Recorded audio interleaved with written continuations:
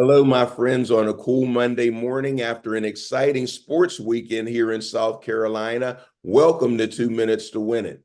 I ran across a verse in my devotional reading this morning, Luke 23:31, where Jesus asked the question, if these things could be done in a green season, what's going to happen when the wood is dry?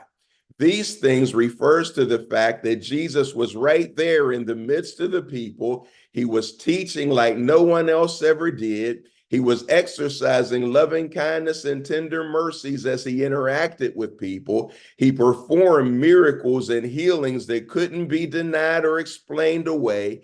And yet, in response to that abundant grace, they arrested him, they beat him, they whipped him, they mocked, laughed, and made fun of him until ultimately leading him away to face death by crucifixion, hanging between two thieves.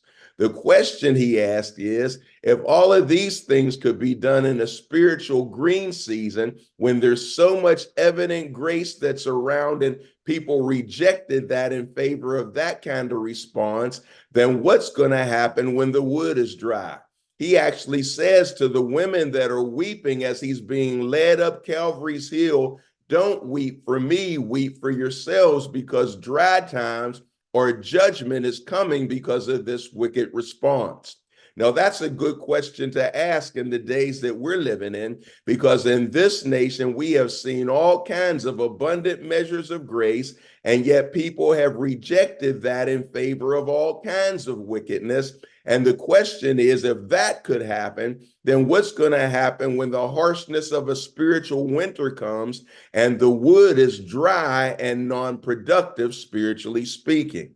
My friends, compared to many places in the world, we are still seeing a lot of green in the wood, or the goodness of God is still evident in this nation. But we ought to be asking that question, because times they are a-changing. And if people could still be so wicked when there's so much lavish grace being expressed from day to day to us from God above, then what's going to happen when he decides to make judgment upon all the wickedness that's being so freely and boldly expressed in this land? And I would suggest that we ask that question so that we can hold to God's unchanging hand while the wood is still green, and keep holding on when the harshness of a dry time comes. Yes, my friends, it would be extremely wise for us not to get caught up in the madness. Have a great day, and I'll see you here tomorrow on 2 Minutes to Win It.